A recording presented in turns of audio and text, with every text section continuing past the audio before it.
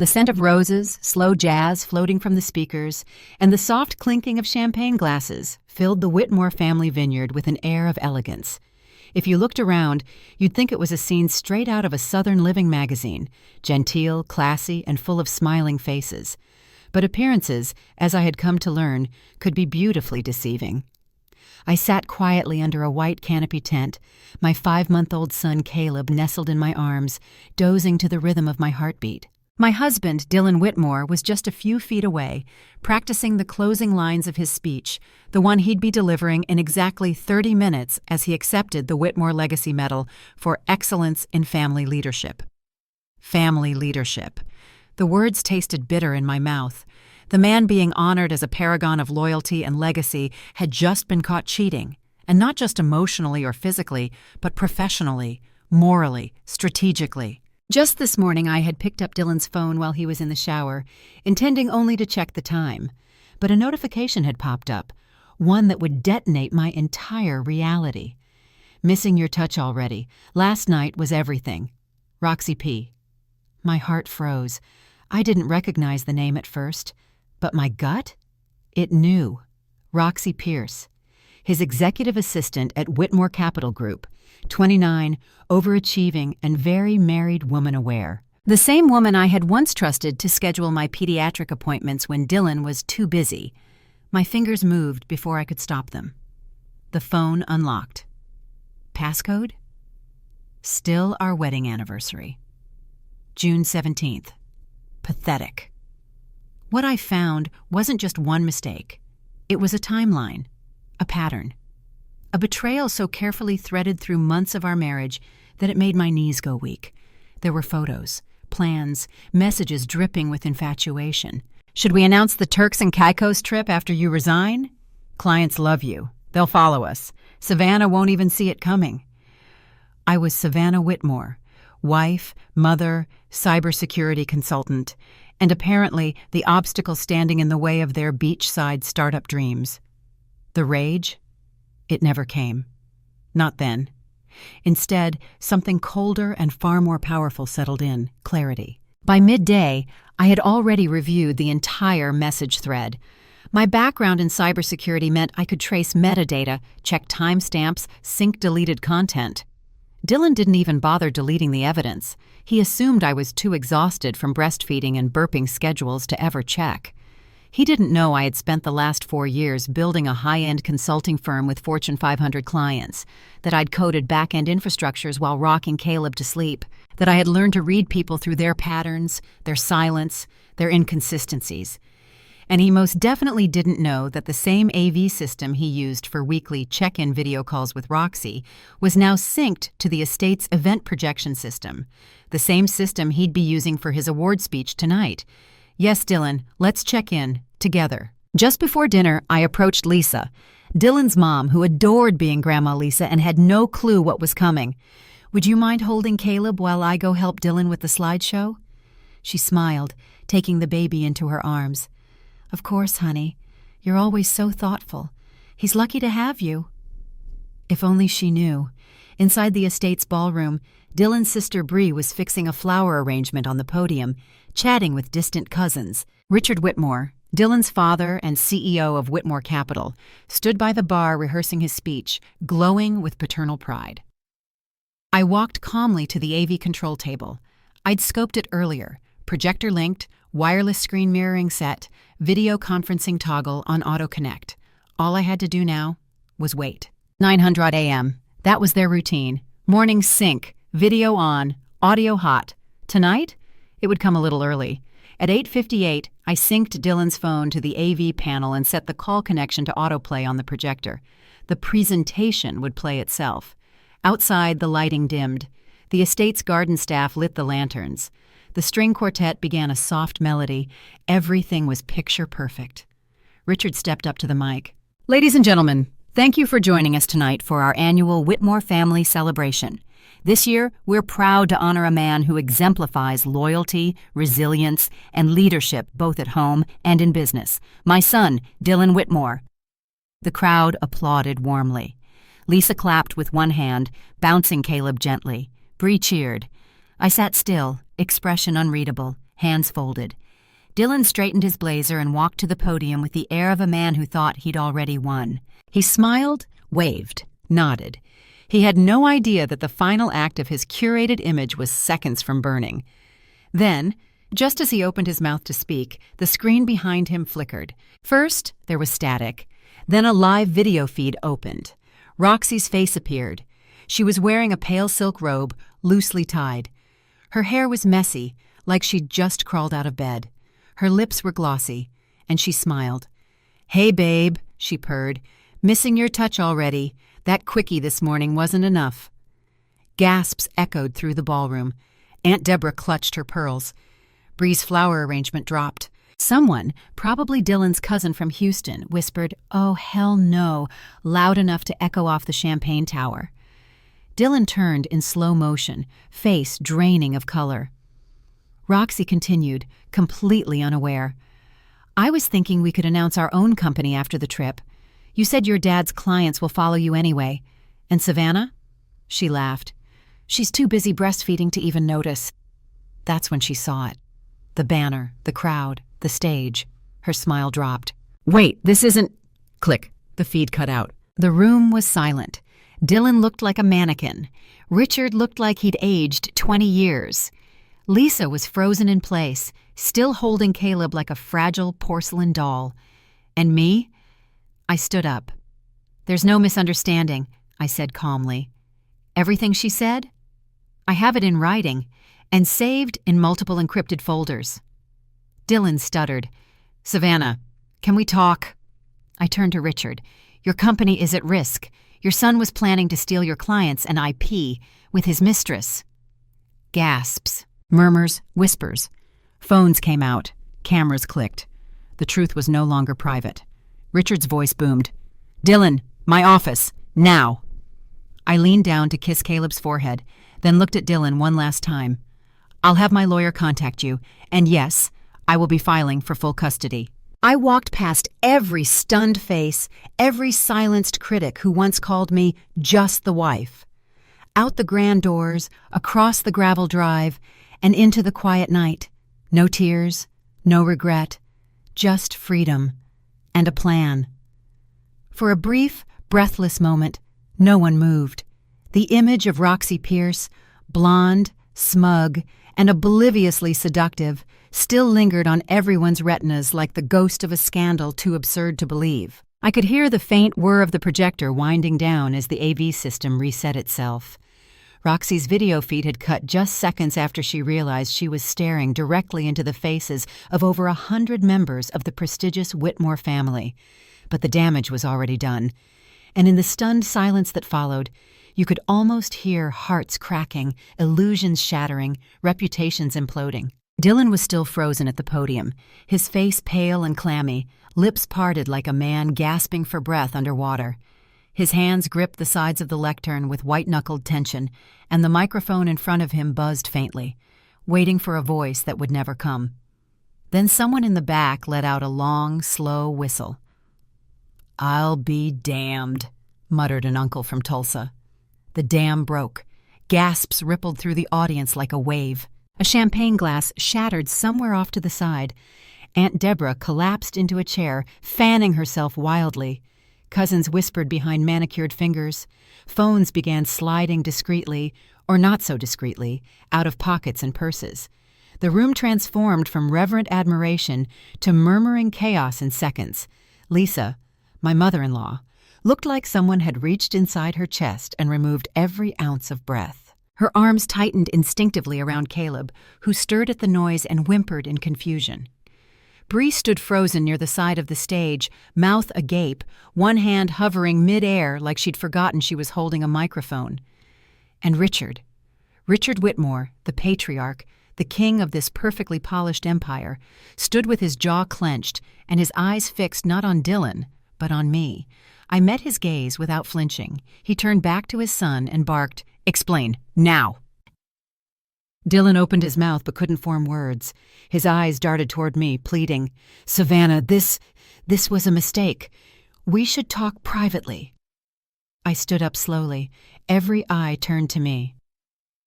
"There is no misunderstanding," I said, my voice even and clear. "What you all saw was real. It's not the first time. It wasn't an accident. It's been going on for months."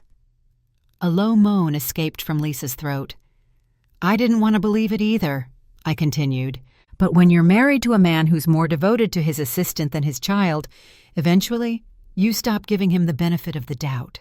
Richard turned on Dylan with a fury I'd never seen before. "Is it true? Did you bring your mistress into this family's home? This legacy?" Dylan stammered, sweat beading at his temples. "Dad, listen, it's not like that. Roxy, it started as work—" "Save it!" Richard's voice was cold steel. "You're finished." Dylan looked around desperately, but the faces that once admired him were now masks of judgment and disbelief. The crowd that would have toasted his name minutes ago now recoiled as if standing too close might taint them by association. I walked forward slowly, heels echoing across the marble like drumbeats of judgment.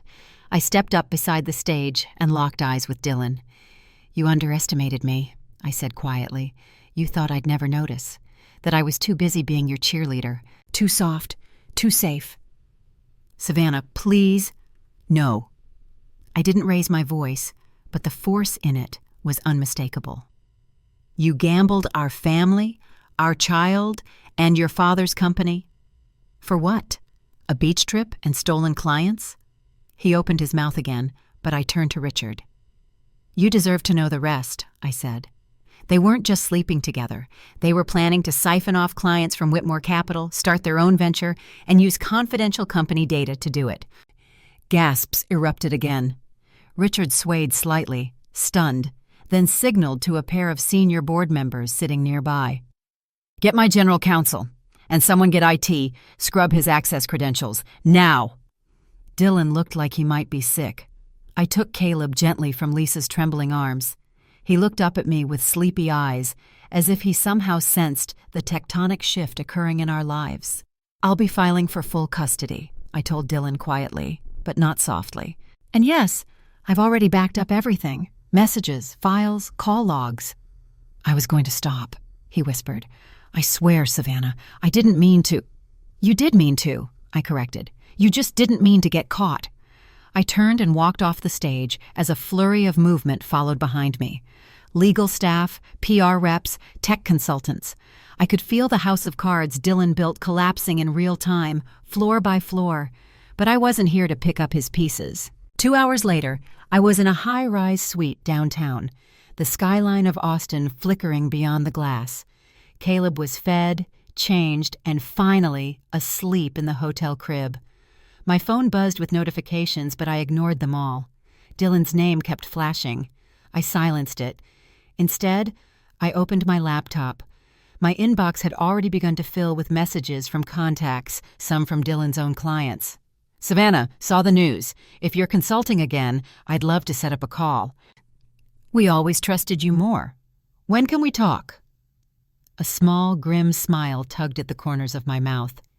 He really thought no one would notice. By morning, the scandal had hit the business wires. I met Natalie, my attorney, at her downtown office.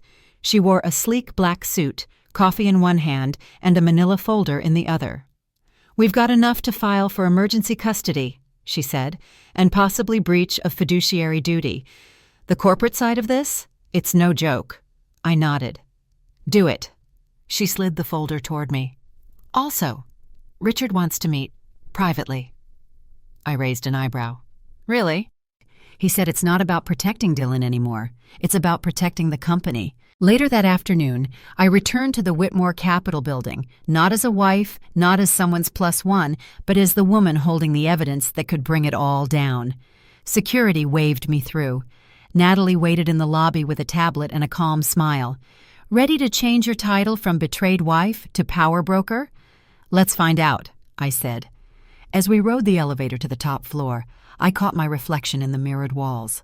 Stronger, clearer, untouchable. I had walked into this marriage believing I'd be protected by the name.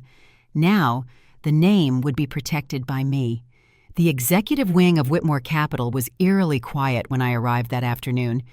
You'd think, given the family scandal plastered across every business blog in Austin, the place would be crawling with lawyers and PR teams. But no, Richard Whitmore had ordered the meeting to be private. Just him, just me. Caleb slept peacefully in his carrier, nestled beneath a soft gray blanket. Natalie, my attorney, waited outside in the corridor with her tablet and that ever-knowing look she wore when she knew the scales had just tipped in our favor. "Don't let his charm distract you," she warned quietly. "Richard's a lion when he's protecting his empire, but right now he knows you're the only one who can save it." I nodded, squared my shoulders, and stepped into the lion's den. Richard's office was a cathedral of mahogany, glass, and old money. Floor-to-ceiling windows framed the Austin skyline like a trophy. Shelves lined with leather-bound business journals and awards for Entrepreneur of the Year stood behind him like silent witnesses to legacy and ego. He didn't stand when I entered, but he did gesture toward the chair across from his desk. "Savannah," he said, "thank you for coming." "I'm not here for Dylan," I replied, my tone neutral. "That part of my life is closed." "I didn't assume otherwise," he said quietly. "I'm here to talk about the company and your role in it." I placed Caleb's carrier gently on the couch beside the desk and took my seat. He stared at me for a moment, studying, calculating. Then he opened a folder and slid it across the desk. Inside were two things: a formal offer letter and a list of top-tier clients with a red tag marked "at risk." "You've been contacted by several of them," he said. "They trust you, not Dylan, not even me. You." I scanned the names, clients I'd worked with closely during my time helping Dylan behind the scenes. I'd sat through calls at 2 a.m., pulled firewall logs during crises, rewritten entire security protocols. Dylan had taken the credit, but I had done the work. "What are you proposing?" I asked, even though I already knew. "I'm offering you the position of Chief Technology Officer, effective immediately, with full control of the tech division, decision-making authority, and a seat at the executive board." I didn't flinch. "And Dylan?" "Suspended, pending full removal as shareholder. He violated 3 clauses in his employment agreement, and the board is preparing civil action for breach of fiduciary duty." I glanced back down at the letter. The salary was generous, the stock options even more so. But it wasn't about money. It was about power. It was about building something real in my own name. I closed the folder and looked up. "I accept," I said, "but only on 2 conditions." Richard leaned back. "Let's hear them." 1, I want full legal custody of Caleb. No mediation, no compromise. Dylan signs over parental rights or I walk. He nodded slowly. "Understood. I'll make the call." "And 2, I paused. "When this scandal is cleaned up, I want a formal public statement from Whitmore Capital acknowledging my role. No hiding behind polite euphemisms or burying my name in fine print." His eyes narrowed. Then, for the first time since I'd walked in, Richard smiled. "You really are nothing like my son," he said. "No," I replied, "I'm not." The press release dropped 2 days later. Whitmore Capital announces new CTO amid internal restructuring. It was diplomatic, careful, but buried in the last paragraph was a sentence that sent a ripple through the business community. "Savannah Whitmore brings over a decade of cybersecurity expertise, client leadership, and strategic innovation. She will oversee the global technology division effective immediately." Natalie forwarded me the official custody documents the same morning. "Dylan has agreed. Full custody granted. No visitation. No contest." Apparently, when your mistress flees to Miami with your credit cards and the FBI starts sniffing around your laptop, fatherhood loses its appeal. The first day in my new role felt surreal. I arrived at the Whitmore Tower with Caleb on my hip and a fresh team behind me. Evelyn, my assistant, led the way. "We've got Singapore on the line for the integration call," she said. "Also, the board approved the security overhaul budget." "Good," I replied. "We're going to need it." The tech floor was buzzing. Young developers, security analysts, and newly hired interns filled the glass-walled offices with nervous energy and cautious admiration. As I passed, I caught fragments of their whispered conversations. "That's her. She's the one who—" "I heard she exposed the whole thing. Liv. She's the new CTO. No joke." Inside the boardroom, I fired up my presentation, an end-to-end digital security transformation plan for the entire company, integrating AI-based threat detection, real-time user behavior analytics, and an adaptive encryption protocol for sensitive data streams. I spoke with calm confidence, clicked through slides without hesitation, and watched the same men who once called me Dylan's wife scribble notes in silence. When I finished, the room was still. Then Richard clapped. Slowly. Then the others joined in. "You're already saving this company," he said. I smiled politely. "I'm just getting started." Later that afternoon, Evelyn stepped into my office. "You have a visitor," she said. I looked up. It was Bree, Dylan's sister. Her cheeks were flushed, her eyes glassy. "I just came to apologize," she said, "for not seeing it, for believing him over you. You were always so quiet, so behind the scenes. I guess I didn't realize how much you were carrying." I nodded, letting her words settle. "I didn't come to blame you, Bree," I said gently. "This wasn't your fault." She pulled something from her bag, a small framed photo of me holding Caleb at the reunion, taken just before the disaster unfolded. "I thought you might want this," she whispered. I stared at the image for a moment. We looked peaceful, whole, a lie frozen in time. "Thank you," I said. That evening, I stood by the window of my new office. Below, Austin shimmered under city lights. Natalie had sent me a new update. FBI now investigating Dylan's cloud access logs. Roxy is officially wanted, charges pending. My phone buzzed again. Another email from a former client. "We're terminating our Whitmore Capital contract unless we're reassigned to Savannah Whitmore's team." I forwarded it to Richard with one line. "Client loyalty is earned." He replied with just 2 words. "They're yours." At home, I rocked Caleb to sleep in the nursery of our new townhouse. The night air drifted in through the window, and for the first time in a long time, my heart didn't feel like it was breaking. I wasn't surviving anymore. I was building. I kissed Caleb's forehead. "We're going to be okay," I whispered. "Better than okay." Because from here on out, everything that mattered would have my name on it. By the time my first official week as CTO came to a close, Whitmore Capital looked different. Not in decor, not in logo or signage, but in tone, in energy, in who held the power. I arrived every morning not as Mrs. Dylan Whitmore, not as the woman who exposed a scandal, but as the leader rebuilding the empire her ex-husband tried to burn down with secrets and seduction. And believe me, the burn scars were still visible. Caleb's photo now sat proudly on my new desk, beside a framed article from the Austin Business Chronicle headlined, "Scandal to Strategy, New CTO Sparks Turnaround at Whitmore Capital." A year ago, I would have killed for that kind of headline, for a whisper of acknowledgement. But now I didn't need the press to validate my place here. I had clients. I had results. I had an entire division looking to me for direction. And soon, I'd have something even more powerful. Justice. Scene shift. Ghosts in the system. It started on a quiet Wednesday. Evelyn, my assistant, knocked on my office door, her brows furrowed. "Savannah," she said cautiously, "there's something you need to see. It's about Roxy." I looked up from my laptop. "She resurface?" "Miami," she confirmed. "She tried to pitch stolen client data to a competing firm." My jaw tensed.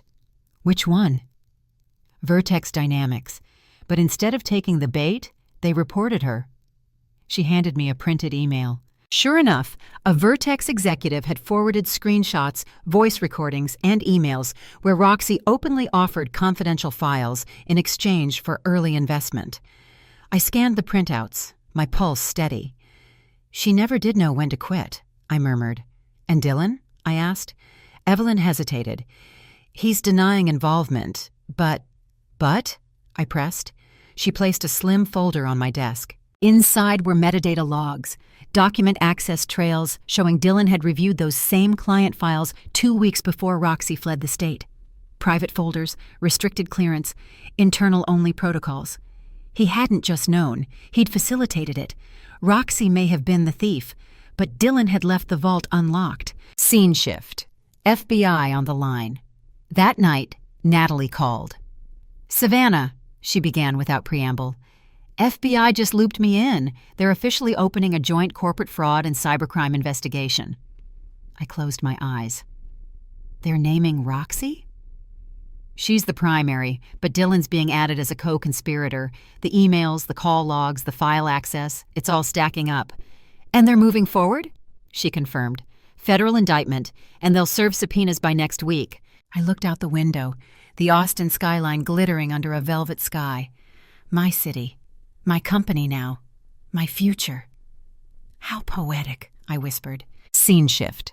A visit from Bree. The next morning, Bree showed up at my office, unannounced. She clutched a small stuffed fox in one hand, Caleb's favorite. I saw him outside daycare, she said softly. Figured I'd drop this off. I accepted it with a polite smile. Thanks. She lingered, unsure. Can I sit? I gestured to the chair. She sat down, hands trembling slightly. I saw Dylan last week in the lobby. Security turned him away. I said nothing. He looked broken. Not the usual performative kind of upset, but like he knew it was over, all of it. I kept my expression neutral. That's not my concern anymore. She blinked. Right. Sorry, I didn't mean to dredge up. I stopped her with a raised hand. Bree, I said gently. I don't hate him. I just don't trust him. And I don't owe him any more of my energy. She nodded slowly. I just wanted to say, I'm sorry for not believing you sooner, for brushing you off. My voice softened. You weren't the only one. Scene shift. The collapse. Accelerates. By the end of the week, the DOJ filed formal charges against Roxanne Pierce. Wire fraud. Conspiracy to commit data theft. Attempted corporate espionage. She'd been arrested trying to leave Miami with 2 fake IDs, a burner phone, and over $60,000 in prepaid cards. And Dylan? He was subpoenaed the following Monday. His accounts frozen, his name scrubbed from all Whitmore Capital legal documents. The man who once boasted about legacy and generational impact now faced the very real possibility of federal prison time and permanent disbarment from the financial industry. Natalie sent me a message that made me sit back in my chair and just breathe. Dylan's lawyer reached out. They're looking to negotiate a plea. He's scared. Good. Scene shift. The new face of Whitmore. While Dylan fell, I rose. I launched a new internship initiative for women in cybersecurity. I hosted a podcast series on tech ethics. I appeared on Bloomberg Business to discuss female leadership in a post-scandal era. And Caleb? He was thriving. He spent afternoons in our new home's sunlit nursery, stacking building blocks while I reviewed merger agreements and hiring proposals. He cooed during my conference calls, and the entire Singapore tech team started calling him Chief Baby Officer. At the office, a new portrait hung in the central hallway, a photograph from our latest press event, with me shaking hands with the governor of Texas, announcing Whitmore Capital's $10 million cybersecurity grant for public schools. Richard presented me with a plaque later that afternoon, Savannah Whitmore, CTO, for Vision, Resilience, and Restoring Integrity to Legacy. I held it for a long time before setting it beside Caleb's latest crayon masterpiece, Scene Shift, Final Nails and Fresh Air. The final blow came via news alert on my phone. Breaking. Roxanne Pierce pleads guilty. Accepts 12-year sentence. Dylan Whitmore to face trial pending federal agreement. I didn't cry. I didn't rage. I exhaled. Deeply. Fully. Then I turned my focus back to what mattered. My team, my son, and the vision I was building. At the next all-hands company meeting, I stood in front of 200 employees, many of them newly recruited under my leadership, and said the words I once only whispered to myself. Sometimes your biggest heartbreak is your biggest breakthrough.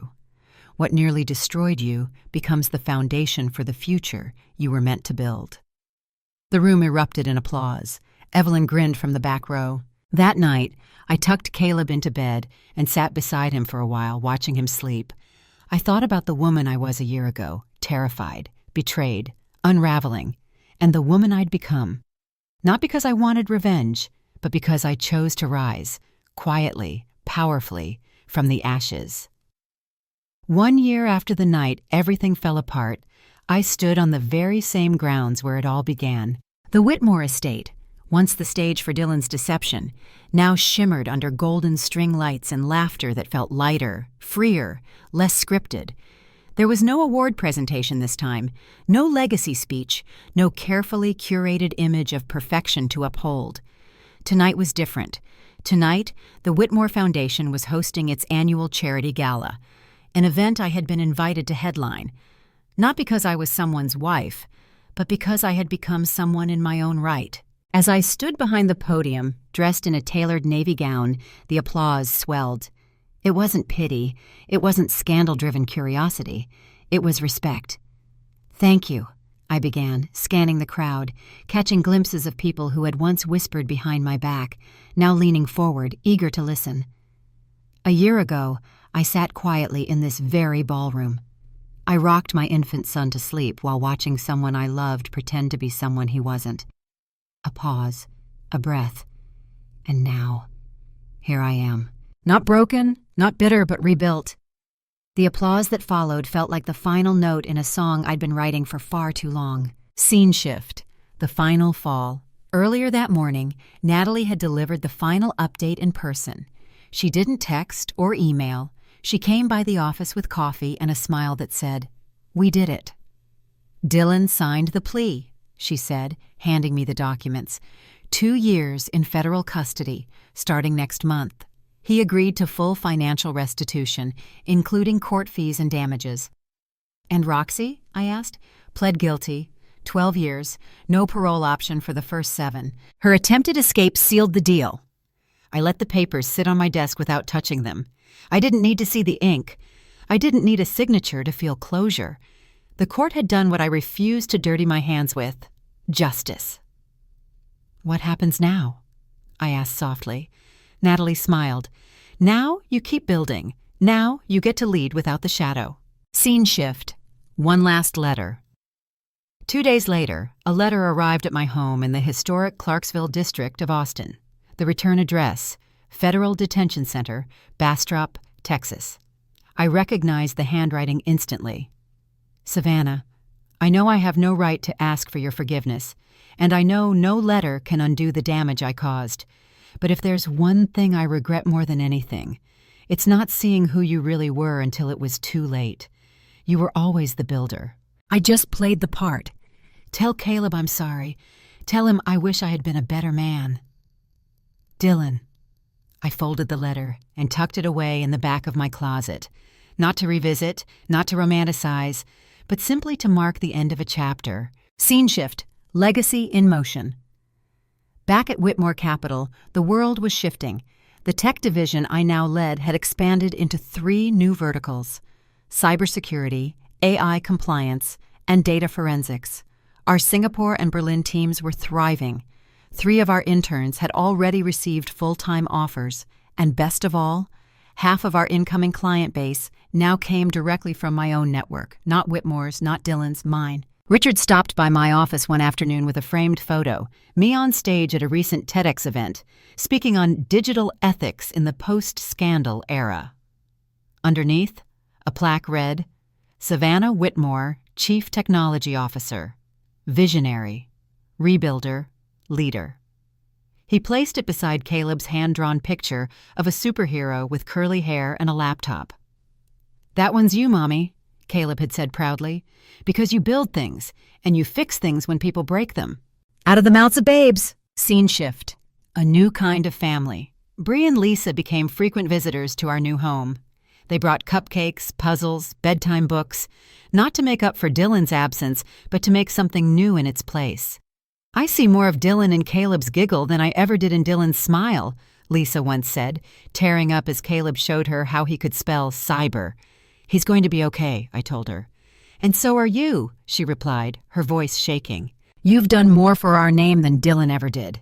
It was never about revenge. It was about reclaiming the narrative. Scene shift. Full circle. A few months later, I stood backstage at the National Women in Technology Summit, preparing for the closing keynote. Evelyn adjusted my mic. "You ready?" I smiled. "I've never been more ready for anything." The lights dimmed. My name was called. I stepped onto the stage as 2,000 women rose to their feet.